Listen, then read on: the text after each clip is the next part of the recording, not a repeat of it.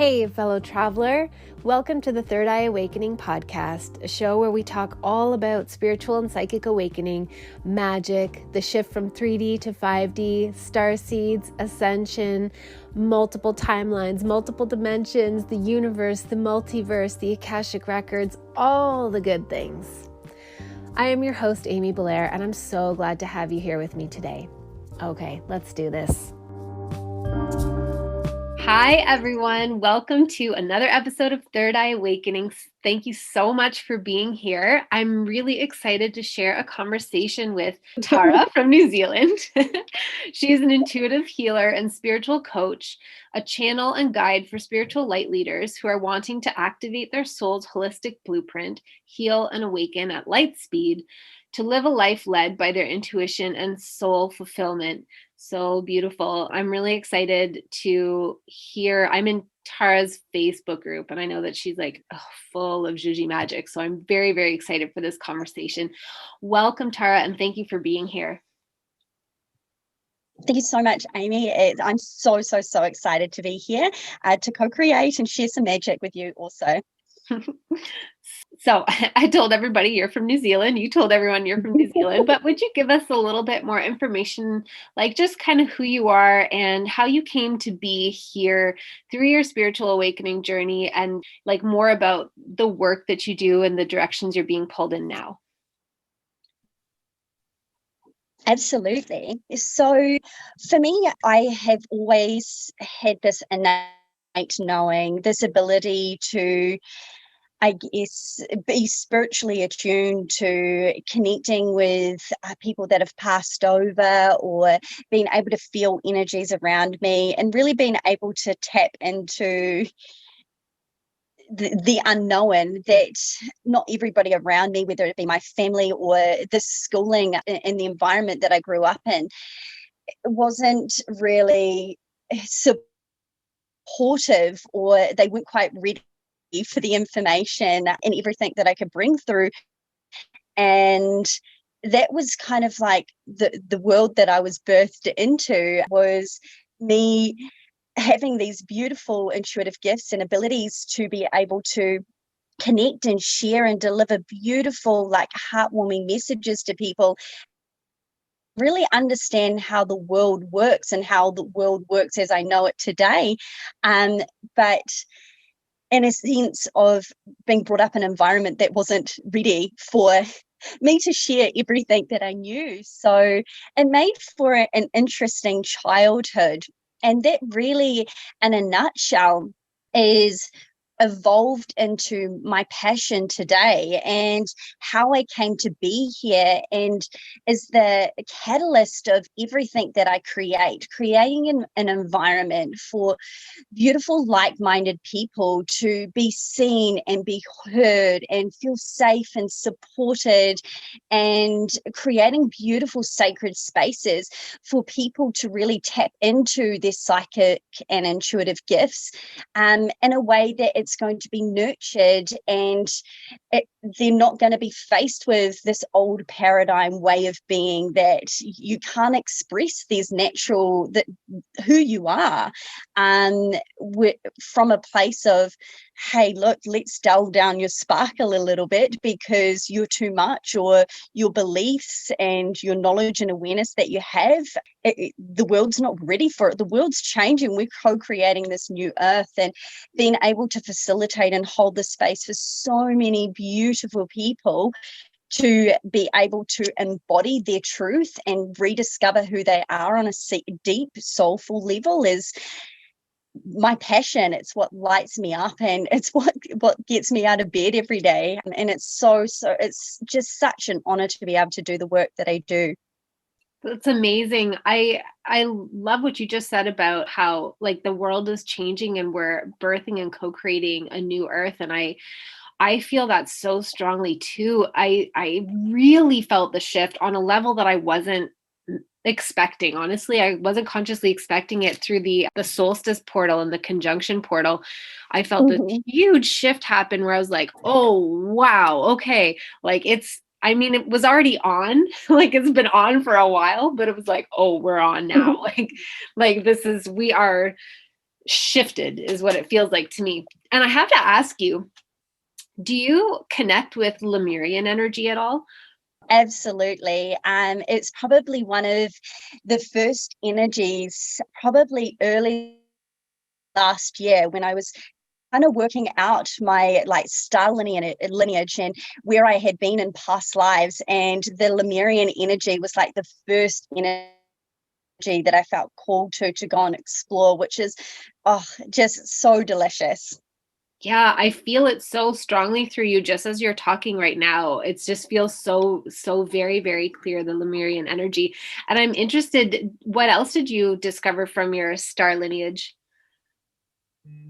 So this is last year, 2020, and I'm sure everybody can resonate with this. It was just like a year of truly being like cracked open, and it was an opportunity to really retreat and go within with all the challenges that, well, opportunities of growth. I'll be careful with my conscious language that I'm using, but it created an opportunity of many deaths and many rebirths. And part of that journey was me connecting with my star family, my star home, my star systems. And a part of that was, it was really fun. The first way that I identified this Lemurian energy that I connected with was the light language that I was channeling. It was very infused with Lemurian codes, and I didn't realize it at the time, but now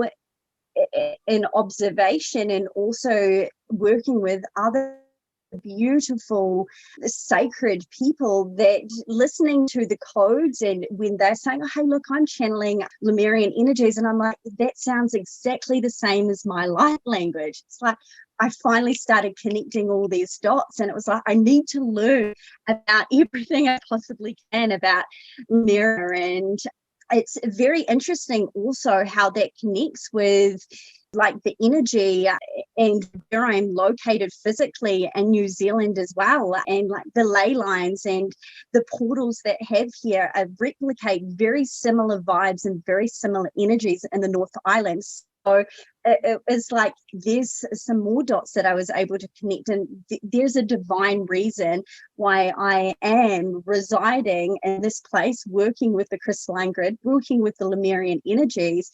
And why I'm connecting the dots with, like, this is part of my star family, this is my tribe, that this is the energies and the beautiful Lemurian energies are part of this work that I'm now just like trying to decode at the moment, but they're working very closely with me in the rebirth phase of going through like my healing journey, stripping back all the layers and really unplugging from the matrix and really reconnecting back to the earth. And it's been such a beautiful experience. That's beautiful. Oh my goodness, there's so many directions that we can go. We were going to talk about, and I still very much want to talk about nurturing intuitive children, but I do want to like sort of touch on, I mean, the things that you're speaking about right now, I'm guessing probably weren't, they weren't like with you in on a conscious level all the way through your life. Like you probably had to build on your spiritual awakening experience to get here. Is that an accurate assumption? Absolutely. Consciously, for me, going through the spiritual awakening journey, it's been something that I have been putting into as a part of like daily rituals and practices from anywhere between 12 to maybe 15 years now. And as I mentioned earlier, I've always had this awareness that there is far more out there, that it's kind of like the more you learn, the more you uncover, the less you realize that you know. So it's like a journey that's really never ending. And there's just so much out there. Like it's like an onion. You peel back one layer and then you rediscover something else about who you are and where you came from and previous lives that you've lived in, how everything just locks in and connects together so like synchronized. And it's it's a lot to go through. But again, this is why my whole where my passion is and the brand that I have, like, it literally is rediscover your soul, because it's just so fascinating. And it's not really something that you can do in a 3-week course, or even kind of, it's your life's journey, really unlocking and accessing and activating all of these codes of remembrance within you. And when you get like this extra piece of the puzzle of really like knowing who you are on such a deep soul level, it's so exciting. It's like there's not even a word to describe the feelings and the emotions of like how connected you truly are when you remember who you are. I agree so much. I feel like it's the most delicious experience that I've ever known. And I've known lots of delicious experiences, but it just feels like more, I don't know, more opulent than any riches, kind of, to, or any material riches, you know, to like discover that piece of yourself that resonates as being so true, and feeling like it's just one more piece of the puzzle to like, you know, being able to understand your untold mysteries and depths. And I also really, really agree that it's not something you can just learn in a 3-week course. But of course, like, people put together beautiful courses that help to trigger us or activate our next level and whatever. But it really is like a lifetime journey of unfolding. And I suppose I wanted to touch on this because I get a lot of messages from listeners who are at the very beginning of their awakening journey. And sometimes I think they feel like when they hear people who've been doing it for, 10, 15, 20 years, the language that they hear us talking about right now, like with the star lineage and the Lemurian connection and stuff like that, it kind of sounds like, it can sound like, oh my gosh, this person just got this amazing activation and they suddenly remember this part of themselves, and they don't realize that it's a foundation of like a good decade or more of gentle sort of unfolding to be able to receive that level of information. And that if we got all of our past lives and like our star lineage connections and all that kind of stuff, like all in 1 month, we would probably like form ourselves and commit ourselves to psychiatric care, because it would just feel so disjointed and so crazy. So I love hearing about how, like you said, it's been like a daily practice for a while to do sort of like ritual or devotion, or I can't remember the exact words that you said, but things that support your spiritual awakening and the integration of the experiences that you have. Absolutely. And with this exploration, with this journey, and again, this is why we have the opportunity to come back and review, and as a sense, just to kind of put it in a simpler form, that having past life experiences and being able to connect with your Akashic records and really download this information to explore more about who you are and what codes and templates you have within you, what's your personality, how that connects with astrology. It's just fascinating to figure out all these different modalities underneath the umbrella of spirituality, how connected it can make you feel to yourself and then overall to oneness. And it is really so beautiful, and there's so much information out there. As I mentioned, this has been a conscious journey of around 12 to 15 years, and there's still so much that I don't know that I get to discover. And when I find new modalities, or I get the opportunity to connect with beautiful new energies, and it just like you were saying with like connecting with Lemurian energy, just to speak into that a little bit more. Lemuria was an ancient civilization that essentially existed before the Atlantean experiment, and it was a type of, in a sense, like a human race, and this beautiful race, they communicated with one another very differently, and this is how it connects in with understanding, like, first and foremost, like what what is your intuitive language of your soul, like what intuitive gifts you are, when you can understand the way that when you open up your intuitive channel and you get to receive your beautiful downloads or you access information, a way that the Lemurian race accessed information was like telepathically. So we all have these abilities to be able to access these types of intuitive gifts, but when you can connect back to the different energies and then you understand what these particular energies stand for, these star beings, because there's so many different races out there, and you can work with these energies. The gifts that these energies have, they're a part of you, they're a part of your coding, they're a part of your templates. It's just having the space to go within to access this information, and more often than not, there's nothing more delicious than having someone hold the space for you to guide you to go through this journey, to connect with this information. And then again, when it clicks, you're like, oh, that's what I did. Most people I work with don't consciously realize that they are using their intuitive gifts, but haven't been able to put a label on it, or haven't been able to master the art of using it in a way of like for their highest purpose, or towards manifestations, or aligning it to their intentions and goals and dreams, and really being able to alchemize like their life here on earth. And when you can connect the dots that they're already doing this, but give them some tools to be able to, as I said, alchemize it for the greater of the good, and then teach other people, creating that ripple effect, this is where the magic is. Oh, I couldn't agree more. I feel like you and I are on quite similar missions, actually. Just wanting to reconnect people with the truth of who they are, and the acknowledgement that like we all are psychic. We are all intuitive. It's not something for a gifted few. It's just that some people come in with their psychic centers very open and activated, whereas many others come in and it gets sort of repressed and dormant. But I used to be a midwife, so I received a bunch of newborn babies, and I'll tell you, they all have the active psychic centers, all of them. But I found that too, going through having transitioned into psychic activation coaching, is like people don't realize usually that, like you said, that they are using their intuitive gifts. It just feels so innate to them that it doesn't really stand out to them as special.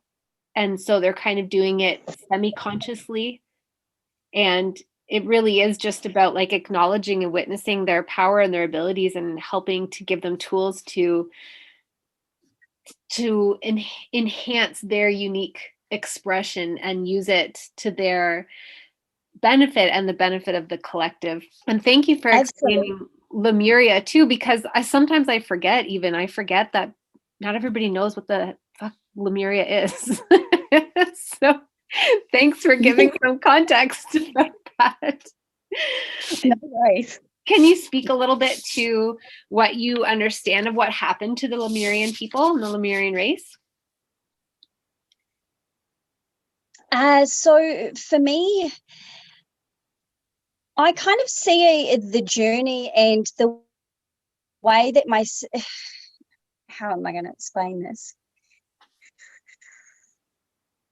So the way that my spirit guides and the energies, the Lemurian energy that I connect with, the story itself is a little bit different to the generic example of the understanding that you could go and look on Google. And for me, it was like, okay, when I went and read and tried to uncover and kind of as much information as I could, because I geek out whenever I get to connect with something different.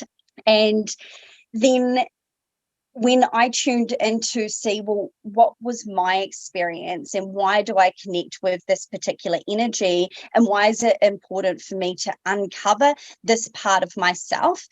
It was that I got to experience it as like a dolphin, kind of like mermaid, like sea animal experience. So I had the consciousness of the human race, but part of it, again, it's kind of hard to explain, because how I see or visualize the energy of that, it's the energy of, like with dolphins, they're very telepathic, and the codes of wisdom that they have and the way that they communicate, that was kind of how I see myself having that experience as a Lemurian in that particular timeline.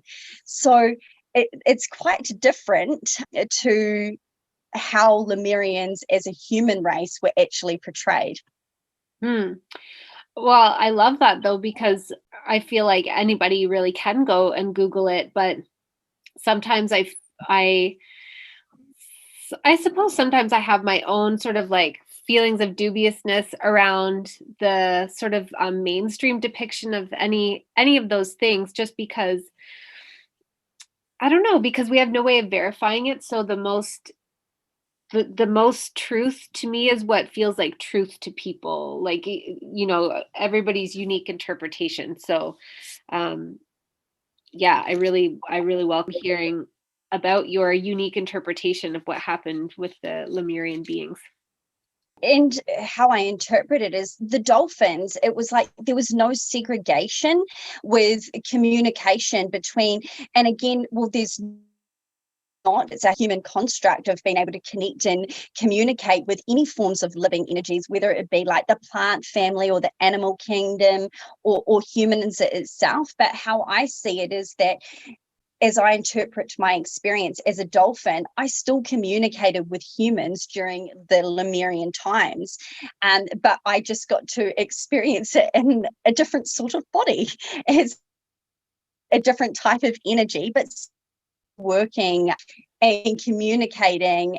So you were able to communicate with the Lemurian humans, but you were just experiencing that time from a different perspective, from the dolphin kind of creature Absolutely. perspective. Mm-hmm. Yeah, that's exactly right. That's really, really cool. Really cool. So did you witness, do you feel like you witnessed like what happened, or the cataclysm, or were you just alive and have memories from a time in the Lemurian civilization when things were flourishing and beautiful, and then you just know that it doesn't exist anymore in our temporal reality anyway? I have memories, like pockets of memories of both. I have one just like doing like the work and the magic that they were cultivating on that time, but also for now on a human perspective and on a physical level, for me, like with the cataclysm, I am, and I hate being cold. I love the water, but I hate to be cold. If I was to touch cold water or ice, this is something that is like a trauma, or a memory, like a cellular memory that I have now, and that I don't. It's funny that I have this particular reaction to that's still coming through with like who I am as Tara in this time, space, and reality now. So it's interesting, but I don't have or know of, or I haven't unlocked yet anything more than that. Okay, gotcha. All right, so let's segue over to supporting intuitive children, or well, I mean all children really, but children that are, experiencing intuitive things, so that they don't shut down. I would love to have that conversation, because I have intuitive children. I imagine you have intuitive children. I imagine a lot of my listeners have intuitive children. Yes. This is one of my favorite topics. And again, like going back to everything that I was speaking into at the beginning, with, for me, and the environment that I grew up in, it was like I became the teacher. I was the one teaching my parents about the unknown, about different things as to how the world works and how we're multi-dimensional beings, and being able to channel messages from past loved ones. And some of my healing journey myself and going through my spiritual awakening is having to go back and heal those memories and do a lot of inner child work, because the reactions and how everything was perceived wasn't as positive or as nurturing, and didn't make me feel safe or seen or heard. And now having my children and seeing them bring through these most amazing things, and now I have the knowledge and awareness and understanding, and I can use my intuitive psychic gifts to be able to tune into kind of where they're at, what's going on with them, and then vice versa, being able to work with my energy and where I'm at. It's been a beautiful thing to be able to hold the space for them, to be able to nurture them in a way that, again, like I wouldn't be as passionate about doing the work I do and being able to help and care for and nurture intuitive children if I hadn't have had my own experience having the opposite of what I can offer now, which is, again, why how strengths are really created. And with my children, I'm a mother of three, and my eldest ranges from 9 years old, and my youngest is 3. My children were intuitive catalysts for me along my spiritual awakening as well. And just to speak into a story of going back to like the Lemurian energy and finding more about like my star family and where I come from, this all happened through a really beautiful moment with my 3-year-old daughter. And she created an opportunity of connection for me, because my vibration wasn't high enough to be able to connect with the vibrations of my star family that had been waiting so patiently and sending so many divine synchronicities my way. But I wasn't quite there yet with the work that I was doing. And my beautiful daughter, Taylor, she was the catalyst to be able to connect me to these energies.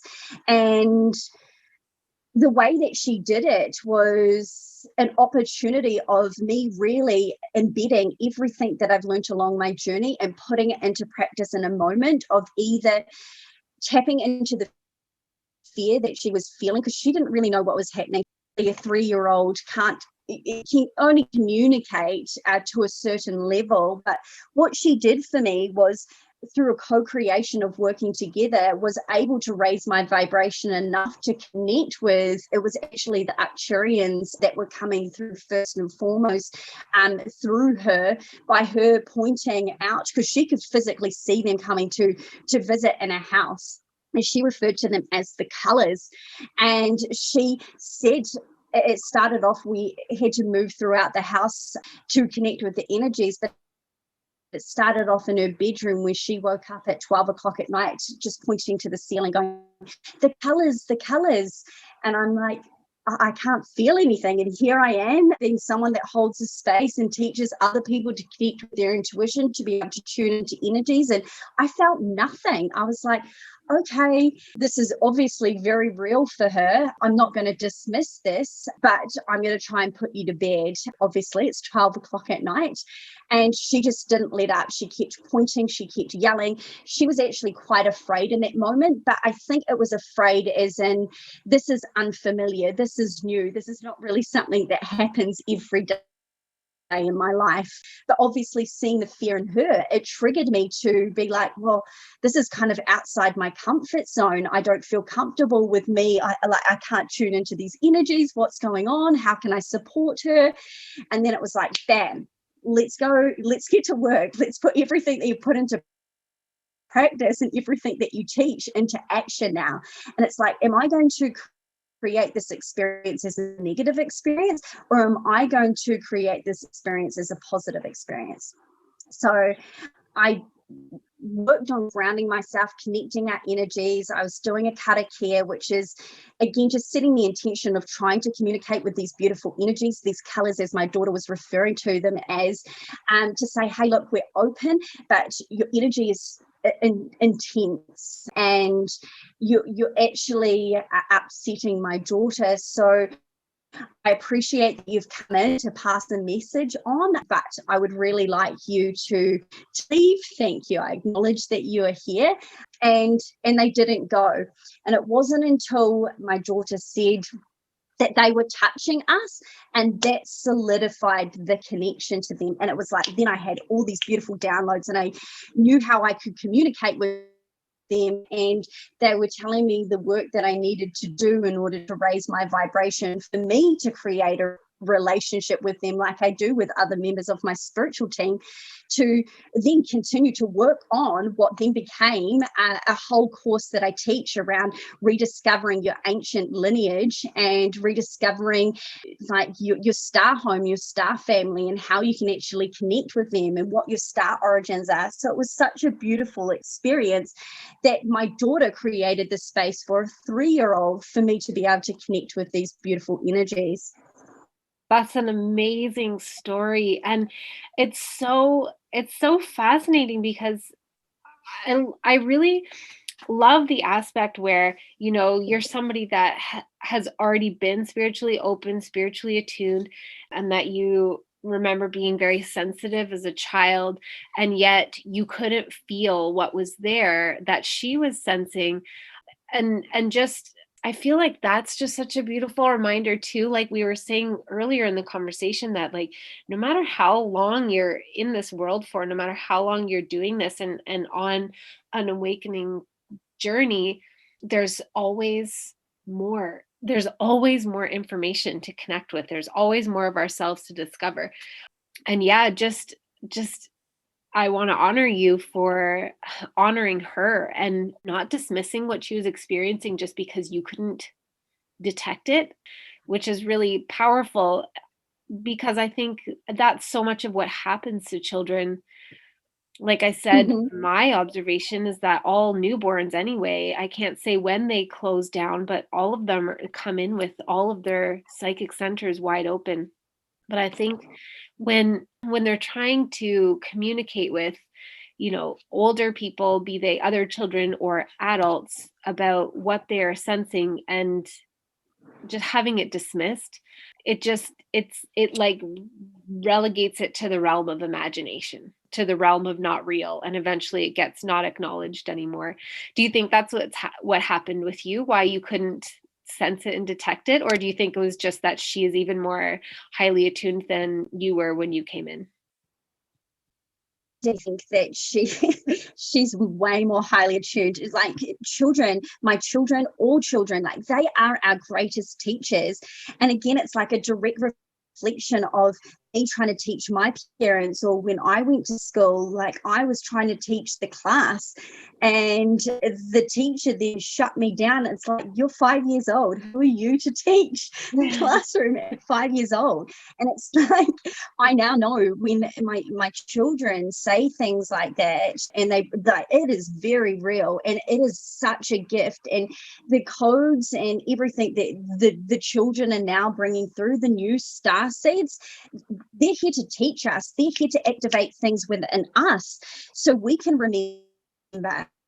And they're still learning and growing as souls as well. But I truly do believe that they're even more highly attuned than the work or lifetimes that we've dedicated on our particular journeys. And I'm just so grateful to have been chosen for the both of us to teach each other. As I said, like children are our greatest teachers.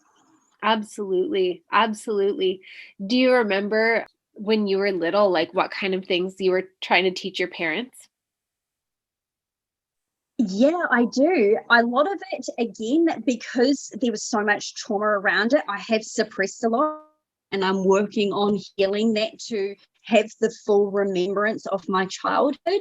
But it was around like relationships and like past lives and like family dynamics of like in different lives we're part of soul families, and that like my brother was my dad and my dad was my uncle, we were friends or we were lovers, and teaching things like that, which is like, whoa, okay, this is a little bit different. And they just weren't ready for that kind of information, or talking to imaginary friends. That's a big one as well, and that's something that I see in my children. And just saying like, again, like the terminology of like spirit guides or higher self, I didn't know what they were. So it's like how I would present the information would just be, I was just told to do this. And they're like, well, again, like based on the old paradigm way of being or the society structure, it's like, well, you shouldn't do that. This is right for wrong. And I was always a rule breaker. I was always very independent, and that can be quite triggering. Yeah, absolutely. Do you remember how you received your information when you were a kid? That's a really great question. For me, I have this really strong memory of, I was again breaking the rules and I was meant to be sleeping, but I had a TV in my room and I think I was about 8 years old. And then all of a sudden, when I was like consciously having the awareness of having other people talk to me in my mind, I was like, whoa, what's happening? Whereas when I was younger, I didn't have that conscious awareness. So I didn't segregate between what were my thoughts and what were, it's like downloads from different energies. But I remember having this moment and being like, these aren't my thoughts. And what I was actually tuning into was lower vibrational energies, because where I was living, the space just needed to be cleared out and just kind of regrounded and just worked on a little bit, just tidied up energetically. And that then made me, having the conscious awareness, be like, well, I don't like this, because again, we live in this third dimensional reality where we can tune into energies through our emotions as well, from all sides of the spectrum. So when I was tuning into these energies that weren't positive thoughts, weren't my own thoughts, I was like, oh, this is not what I'm all about, or I don't like these emotions. I'm 8 years old. I shouldn't be thinking about these things. So I started suppressing them out. So that was kind of when I had more of a conscious awareness of, these are mine and these are not my thoughts.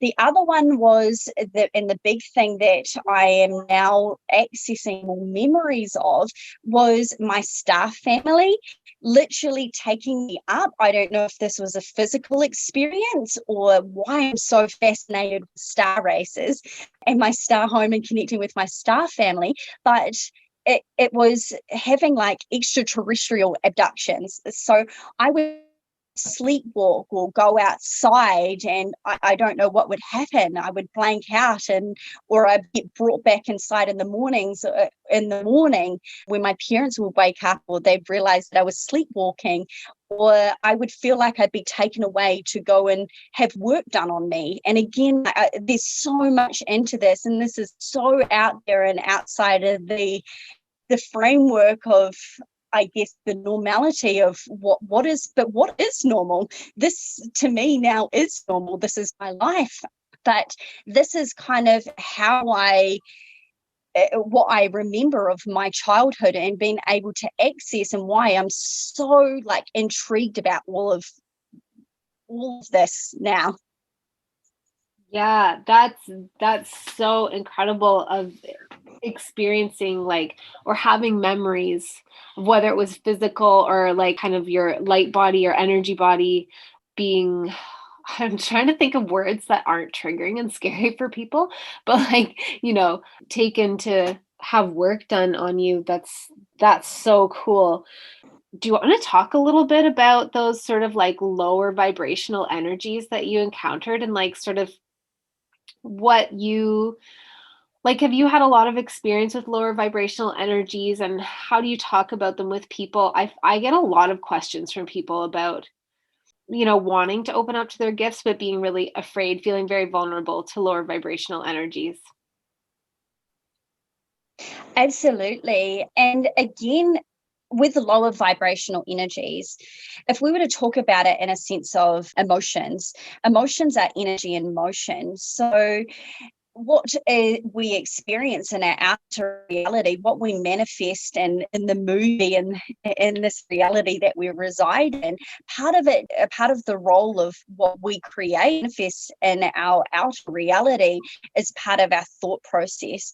So again, going back to the emotions, if you are embodying more emotions that along the spectrum of being angry or sad or depressed, lack of self-worth, lack of confidence, unsure of who you are, that's what is then going to be reflected in experiences in your reality to challenge you to work on your belief system or work on yourself to experience the opposite of these emotions, to transmute your energy to experience the other side of that vibration. And with working with lower vibrational energies, when I was a child, because I was so highly sensitive to energies around me, I would then, my first reaction, not having any knowledge or awareness or not feeling safe based on my experiences to share this with my parents, it would then trigger fear. It would then trigger resistance. And that then, I don't know whether because I didn't have the awareness or the capacity to view it any other way or from any other perspective, it frightened me. And there was really nothing to be frightened of. It was just the fact that it was unfamiliar. I couldn't explain it. I couldn't put it in a box and unpick it and dismantle it and then put it all back together, because I just didn't have the tools or the support to do that. And that then also with my experiences, if I was to speak into like astral traveling, when I would go and astral travel and go on these beautiful, profound journeys, when I would connect back to my body, it would feel like it would take a really long time. I don't know whether it was seconds or hours for me to reconnect back to my physical body. And then again, I would wake up and not be able to move, not be able to speak. And that then I perceived that as being very frightening. And I didn't know what to do with that. And I wish it would stop. So that then created a lot of fear. What I have done now, because this is something that my son does, he does a lot of astral traveling, and also he does a lot of past lifetime work in his sleep. He wakes up in this altered state of consciousness and he's reliving memories from his past in this kind of somewhat semi-waking state, but he's in this altered state of consciousness. And again, that could be perceived as quite scary, but giving him the safety and understanding myself of what he's going through at that particular point in time means that I can create a safe environment for him to go through and release and heal whatever he's working with. So for me, I didn't really get to heal or let go of my fear and resistance until more in later on in my life, when I was an adult and had access to the books or mentors or coaches to be able to take me through journeys of going back and healing that inner child and giving them the understanding that you're the one that's in control. You're your own energetic master. And when you know how you can work with these particular tools of, telling a particular energy, if you don't vibe with it and you don't want to mingle or you don't want to communicate with it, that you can tell that energy to go away. And when you learn to set your standards or set your vibration at a particular, if we were to look at it on a spectrum, and I'm trying to use my hands but you can't see me at the moment, but if you set your standard and your vibration at a wavelength, that these lower vibrational energies aren't going to be able to attune themselves to where they are. So for me, having the tools of being able to master my own energy and be able to work with other energies that just I didn't resonate with or felt frightening to me, or felt like maybe they just need a little bit of help, maybe they're just misunderstood. I had an experience in my teenage years where I was living in a flatting environment, and there was an elderly gentleman that had passed over in the flat that I had moved into. And I didn't know that at the time, but he was trying so hard to communicate with me.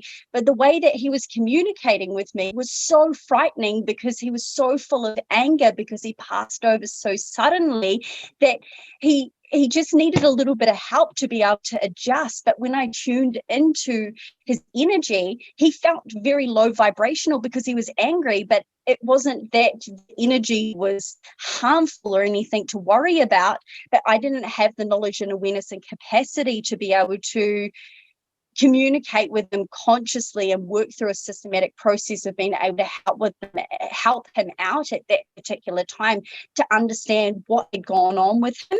So what I experienced was him locking the doors or switching the oven on when nobody had cooked for weeks because I was a teenager and I just ate boiled eggs on toast or takeaways for that matter. And he would play games literally to get my attention because I was open, but the games that he was playing scared the hell out of me. So again, it goes back to having someone to create that safe environment to support you, to help you see things from a higher perspective, to not actually see things from lower or higher vibrations, but just seeing things as they are and how you can apply certain tools to work through and transmute that energy. Yeah, I really appreciate that last story that you told, because certainly, like, exactly, when you don't have any context for the experiences you're having, and you don't have any support like you experienced when you were a child, things are going to resonate as frightening, and then you're going to, start sort of to be more inclined to automatically interpret any spiritual experiences that you have as frightening and low vibration, but the fear is your own low vibration. But particularly the story about the man, I really appreciate you sharing that so much, because it's just such a powerful reminder that not all low vibrational beings are harmful or have like ill will towards us or are demons or anything like that. Certainly I've encountered very low vibrational beings that do have that kind of intention, but most of the time I agree with you. They're they're remnants of a consciousness that is experiencing emotions even though they don't have a body anymore. And it's the Mm-hmm. emotions that are low vibration, and that it's just the same as a human who's having, you know, low vibration emotions. That doesn't mean that they have ill intent towards you or they're dangerous. They're in a funk. And that when we know how to work with things, it just helps to dispel that fear so much. And did you work with mentors or coaches to help you sort of integrate all these parts of yourself that didn't really get integrated when you were a child? Absolutely. That has been like one of I'm so grateful for everybody that I've encountered, all the coaches, the mentors, the energy healers, the readers, just everybody that has helped me unlock the information that I knew, but I couldn't put it into context. And from the moment of having my first ever reading done for me, it was like mind-boggling the information that they brought through, because I grew up a Catholic, and this again like went against the grain of everything that I was bringing forward when I was a child, that I then came to suppress as I grew older, because I was like, well, this is nonsense.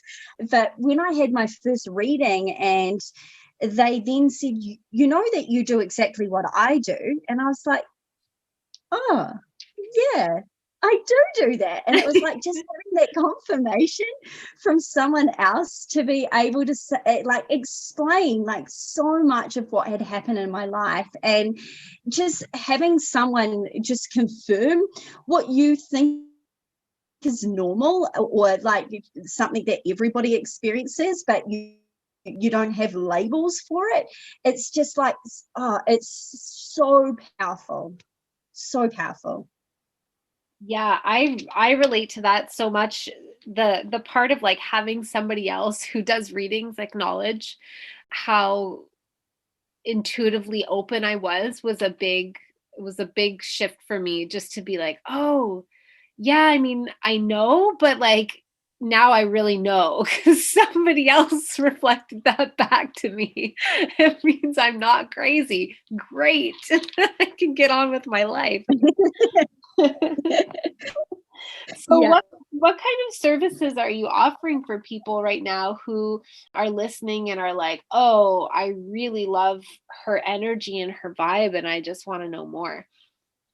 So at the moment, I hold a Spirit Circle Psychic Development group, which is again like just that sacred incubator of growth to really feel free to play and experience and really fine tune your beautiful like psychic gifts that you have and really work through old paradigm belief systems and again like work through that fear because as you mentioned and I too experienced so many people saying, well, I've opened myself up and like now I feel and this is really weird and how do I control it? So it's creating the space for them to work through and have tools to get rid of the fear, let it go. Like this is not part of the new earth and really truly embody who they are and the like anchor in and access like spiritual enlightenment. And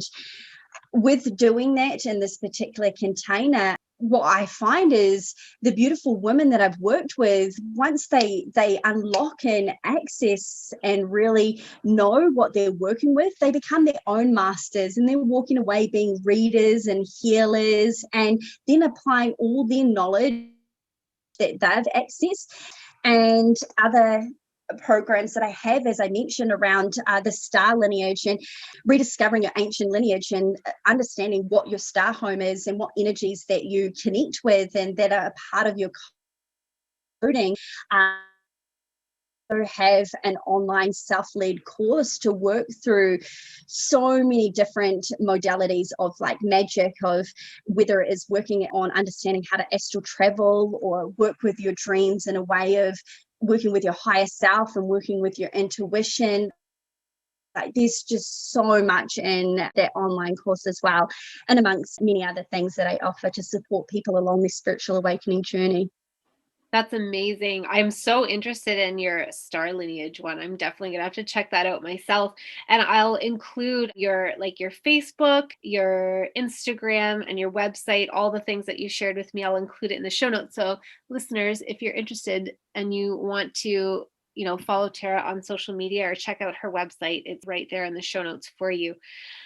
Tara, this has been such an incredible conversation. And I feel like truly we're going to have to just schedule another one sometime in the near future because there's so much for us to talk about and we just sort of scratched the surface. I can feel it. There's so much like the channeling and the dream work and the modalities and all that kind of stuff. So thank you so much for sharing your time and sharing your stories and your experiences with me and with the listeners. I appreciate you and honor you so much. Thank you so much. It was such a pleasure to be here and co-create with you. Everybody, if you are listening and you loved this episode, as usual, take a screenshot of yourself listening to it, post it to social media, the social media of your choosing, and tag Tara and myself. And then we know that you were listening and it makes us very happy.